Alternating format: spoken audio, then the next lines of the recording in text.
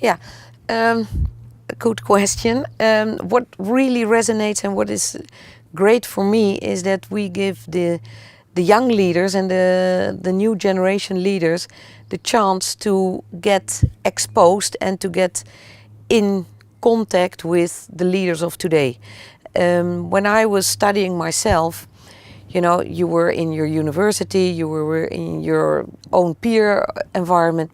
I never had any exposure with leaders of at that moment the big companies, and I think it's a fantastic bridge for these people to get into the reality, to ask questions, to get to know what are the issues of today, what is required. As a student, you think you know everything and you're already very important, but it gets you in a very nice reality check with yourself. On the other hand, it also works the other way. I was extremely inspired to see students now and to meet them and to hear what is at the moment their occupations, what they're busy with, how they think about the future, how they think about the world, what they think they can contribute. So it's a very cross-fertilization way of connecting each other, and I felt extremely inspired to be part of that. Thank you for being patron. Yeah. Um, what I think is that students, and that has always been, of course, are very much focused on gaining theoretical and academic knowledge. So they are getting more and more prepared with their real formal education to master certain topics that they're studying. To be a leader in the context of the world and on their environment is something that they can learn a lot. If I would call it the social intelligence and the emotional intelligence part, is what you're not really taught at the university. And we had some extremely clever and intelligent people leaving university, and they were even appointed as management trainees, and we saw them failing on these reasons, that they thought that they were really superior in their knowledge, but they were really inferior in getting connected. So it's the connection, it's the social intelligence, it's trying to inspire others. What I always call the interdependence. When you're a student, you really feel independent. You think you know everything. The world is waiting for you. And actually, you can ask yourself, is the world waiting for you? And what can you bring them? And it's the bridge of the students into being a future leader, that they have to understand, that they realize it's about we. It's not about I, it's about we. We can make a better future. We can make a better company. We can deliver better results. I cannot do that on my own. And if the young strengths. Yeah. Well, I think it's a fantastic opportunity if in the universities we would have more than we even have now, part of the curriculum being an traineeship or a consignment in a company. So they would have a internship of 6 months, they'd go somewhere else. Now there is quite a lot of exchange, like the Erasmus program, where they go to other universities. But if we would have even second and third year students having for a 4-month experience in our company, already it would open their minds, their brains, their world to, wow, there is a much bigger world out there. And even the government, I think they could do a massive good job in giving these students the opportunity, for instance, in municipalities, give them an assignment, and it will open up their minds a lot. And I think that makes them realize, hey, we're not alone. There is a bigger world out there. There is a whole society, and one fine day I have to be part of that. And actually, maybe I'm going to be a leader in that society. So I better start preparing myself to be part of that, and not living in your own university bubble, in your own university houses, thinking that you're superior over everybody else. The Actually, there was a fantastic example. As you know, I lived for quite a long time abroad, and I lived in Botswana and in Ghana. In both countries, all the kids who left university had to do one social year. It was mandatory, and they could be posted in the far out rural area to become a teacher, or they could be placed in a company, they could be placed in the government, but they had to do this whole year social giving back to the society, because also the society are investing a lot in students, and I thought it was a fantastic eye-opening and enriching environment. So everybody, non-discriminatory, had to do this before they could actually end and start their own careers. That's a nice context you just mentioned. Yeah, I think if we could broker, like Nexteria, assignments in already an early stage of people's study career, then I think we could be even much more concrete for them, and it could help them to, one, already start to think, what do I really like, what do I not like. At this moment, I think almost automatically, mechanically, they enter into university and they just go on and pass their exams. And then at the end, they think, oh my goodness, what am I going to be? Yeah, there are some professions where it's quite obvious. I mean, medicine, you want to become a doctor. But for so many people, it's still a very big, wide area where they step in when they're graduated. So if we could already, Nexteria is more for the almost graduating students, but already during their whole curriculum, if we could facilitate these kind of things, and not only in companies but also in the society, and also having experience in schools, in other places in our society, it will open their brains and their minds and their hearts as well to see there's a different world outside. Thank you in particular Yeah. that you would like to remember. Yeah.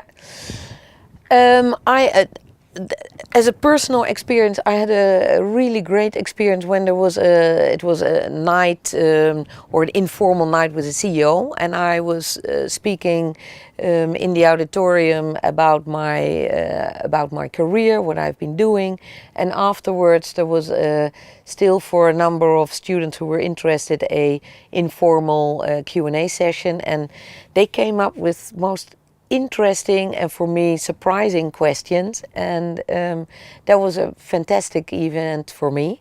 The Night of the Chances, I love it. I've been twice in the forum as one of the speakers in the panel, and after that we had students coming to our place where they were getting a certain case, and they had to come up with things, and again they came with really great insights, and we used some of these students afterwards for some projects actually.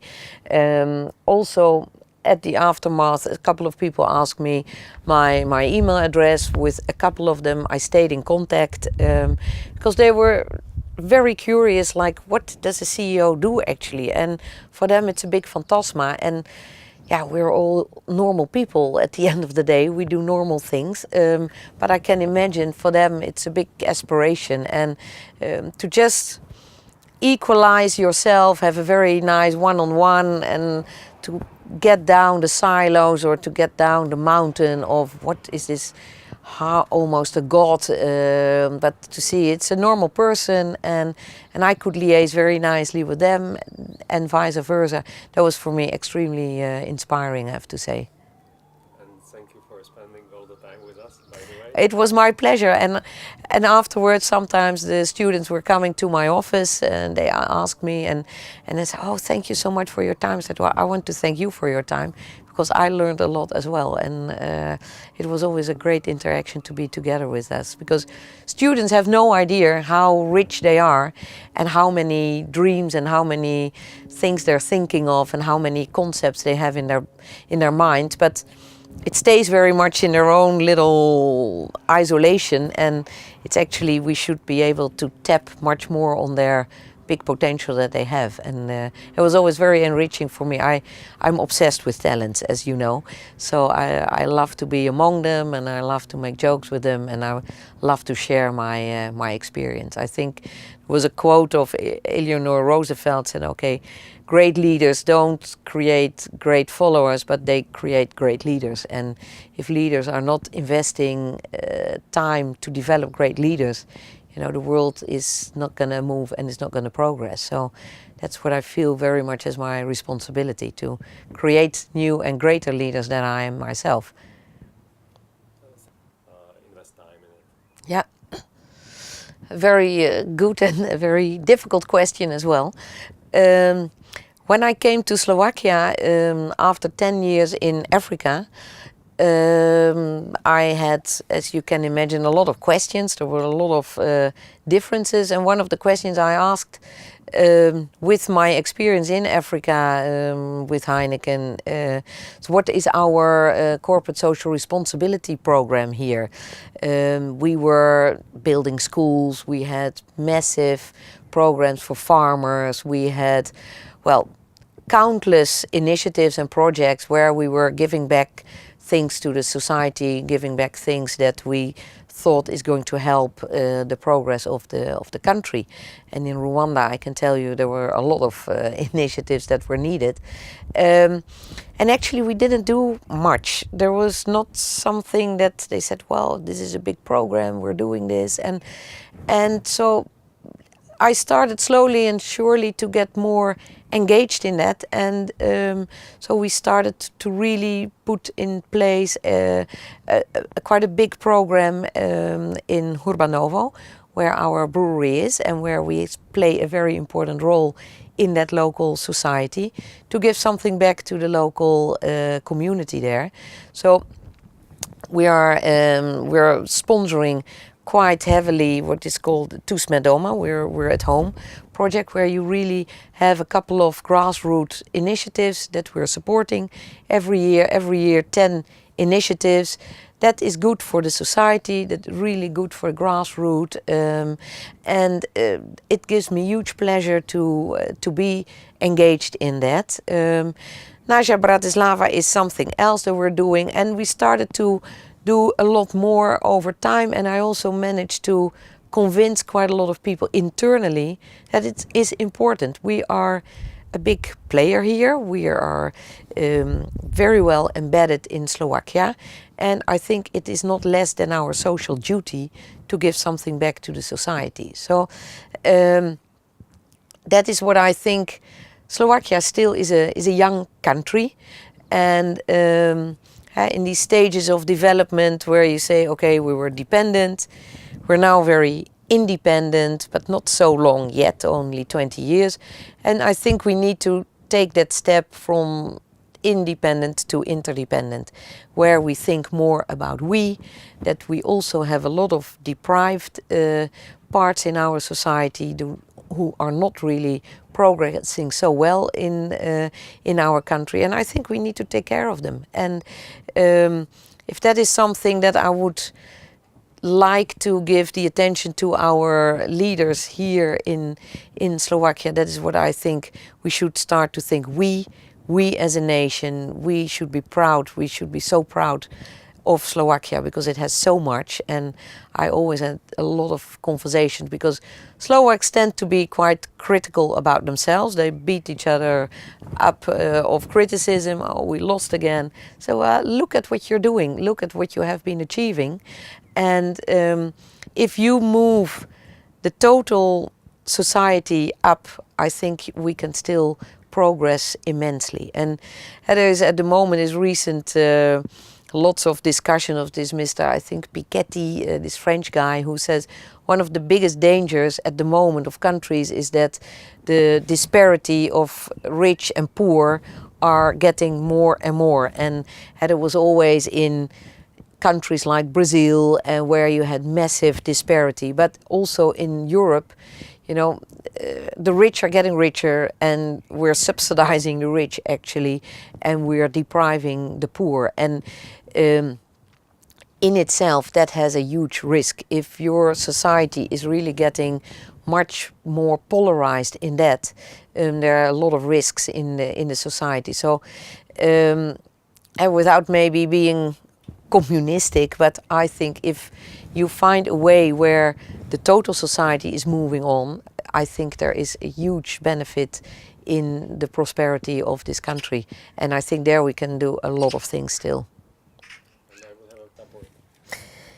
Why the support? Well, one, as I said, I'm an obsessive engager on education. I think education is the single and prime thing in a society where it can move on and where you can progress.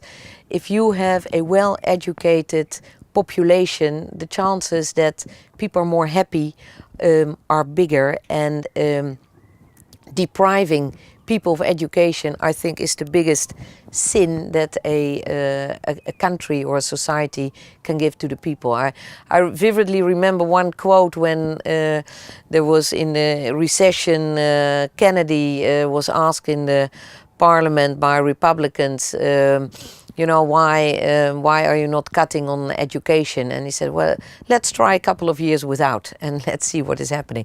It's criminal to do that. And so I think still in the structural and in the governmental way, we're missing a couple of these initiatives. And you started it with this initiative. It was already existing in a couple of other countries, but we got really inspired and really engaged to get this into Slovakia, because I really think it's a project that can help this country to move on further and to really mobilize. It works two ways. I mean, it works for the more deprived people who do not have that easy access to education, but also to educate the graduates, our future leaders, to reach out to them and broaden their own mind and open their hearts to people that they can really and actually contribute to. So for us it was a one-on-one thing that clicked, and we had very little time to be convinced that it was a good cause, and we want to fully support it. That's probably the question. Yeah. Why should they do it? Yeah, again, it's a very good question, because the point is, at the moment, students are very much geared to, okay, now and I can do a fast career, and immediately I can have a great job, etc., etc.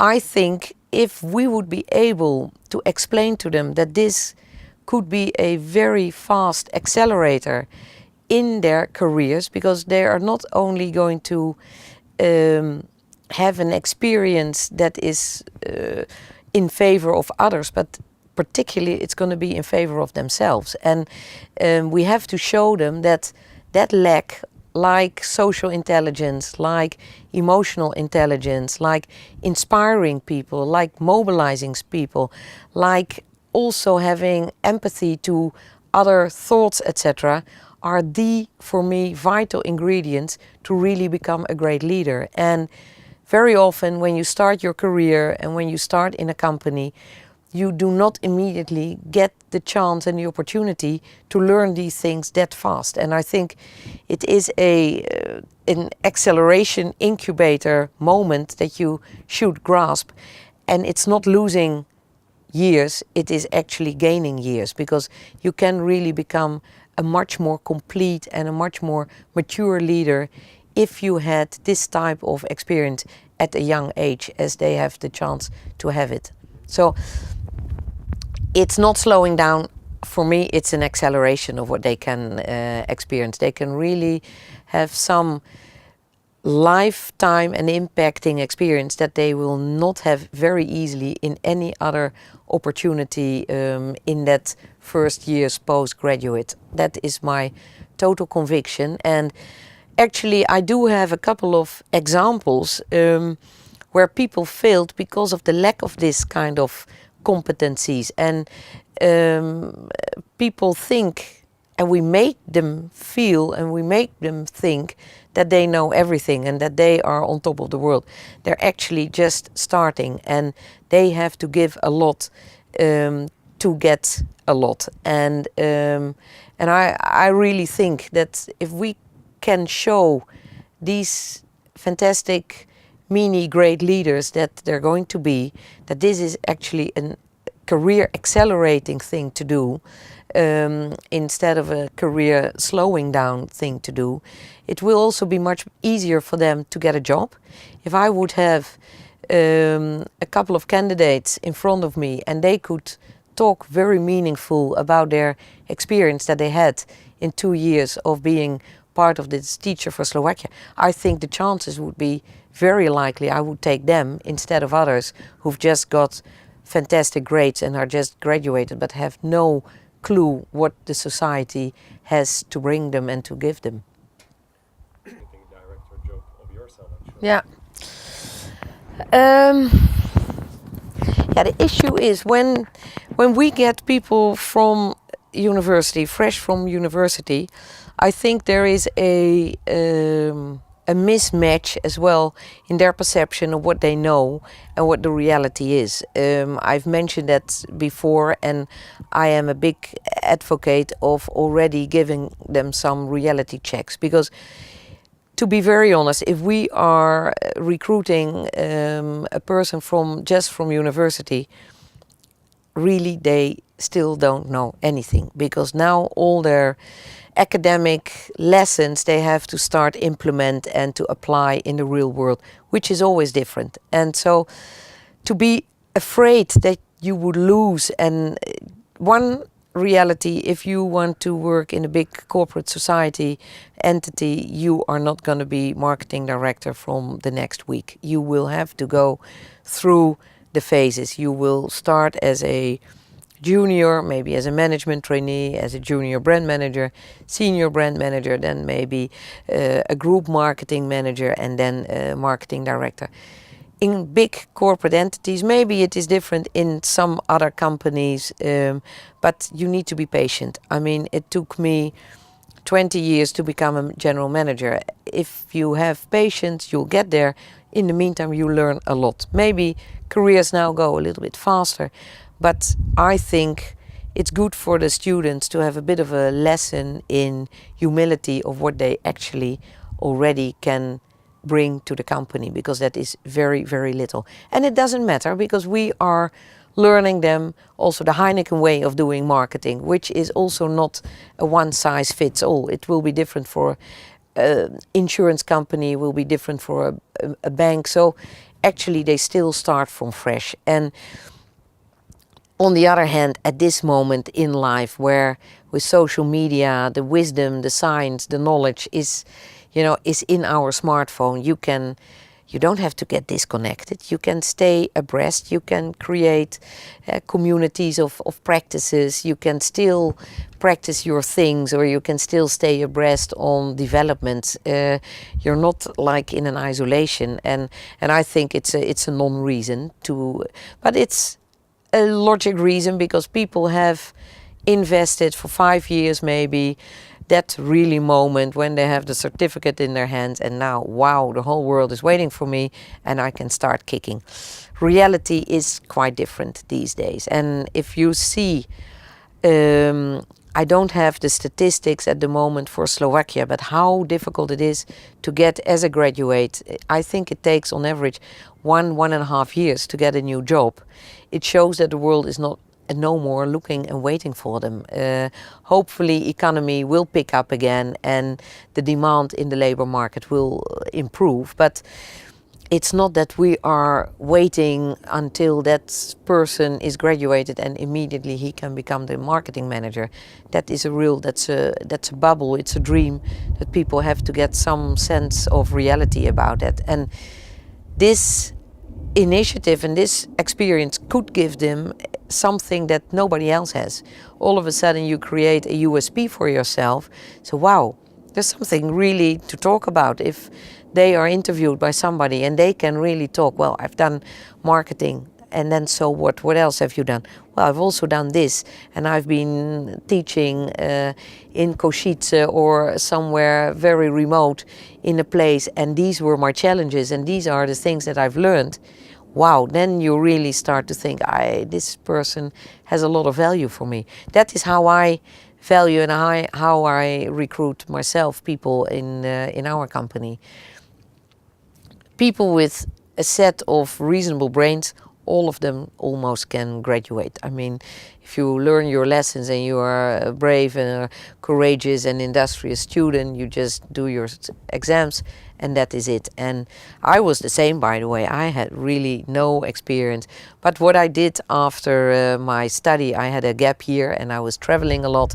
And that made me actually quite interesting for companies to engage with me, because I had something else to tell than the average run-of-the-mill graduate in the MBA. And you just mentioned that Yeah. more often this candidate. Yeah. Well, then maybe to try and answer that question is always best to go back to your own experience. And right now I have a son who is studying, and but when I was studying, I mean, I was studying in a beautiful university city, and I had my fraternity or my student club, and you know, that was my world, and I hardly realized that there was a world outside. We even hardly watched television. I had no idea what was happening in the outside world, and so is my son as well. I mean, for them, the academic society, their small little, as I call their academic bubble, is their world, is their universe, and that is the truth, and that is the norm. And the world is pretty different if you look outside. And if that could realize this program, that people understand that it's not only their little academic university thing that is everything, but also, well, there are children who are not going to school, where there is no money for them to be sent to school. Their parents don't take care of them at all. And those kids, if we're not careful as a society, are going to be a lost generation, and they will not be able to pick up anything on their way. But if we are now giving them education, we can save them, we can make them a real pearl and a real very fertilizing fruit in our society. I think that if I would have had that experience myself, between my bachelor's and my master's degree, I spent 6 months in Central America, and I was teaching in Nicaragua, which is just after the revolution. And my whole life is before my trip to Central America and after my trip in Central America, because that was the moment where I really learned a lot. I saw poverty, I saw people who had no way the same chances that I had in my life, and it made me very humble, and it made me very grateful what my parents, that I happened to be in a little place where I had all these opportunities to learn and there was enough money.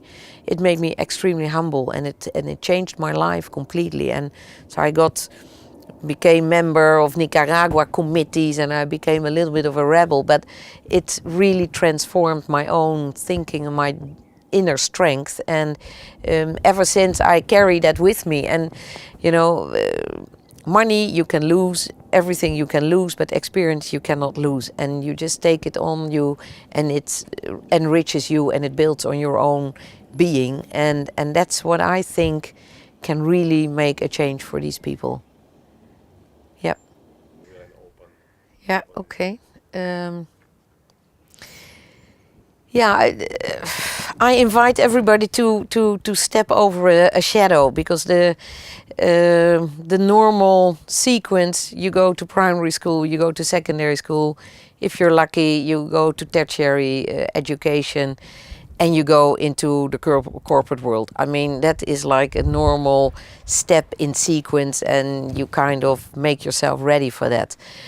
Try to step over that shadow, break with it, and take a step back and think, what can I at this moment contribute to my country? Slovakia is such a beautiful and a precious country, and I think if we make it together as a common and a joint responsibility, that all of us have the right for education, and that actually I can enjoy that by being part of that, and I can with that accelerate myself to become a great leader, I would really feel extremely inspired to be part of that.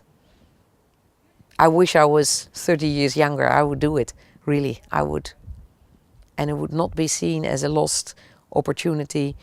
We don't have mandatory military, duty anymore. See this as a duty, a moral duty that you can give back to your society.